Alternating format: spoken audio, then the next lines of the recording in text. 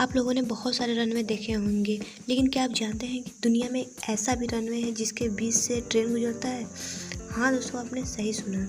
New Zealand में गिसबोर्न airport दुनिया के ऐसा अनोखा एयरपोर्ट है जिसके रनवे के बीचों बीच ट्रेन गुजरती है। और ऐसा दिन में केवल 1 या 2 बार नहीं होता, बल्कि यहाँ सुबह 6:30 बजे से लेकर रात 8:30 बजे तक रेल मार्ग और रनवे दोनों ही काफ़ी व्यस्त रहते हैं। क्या दोस्तों इसके पहले आपको पता था?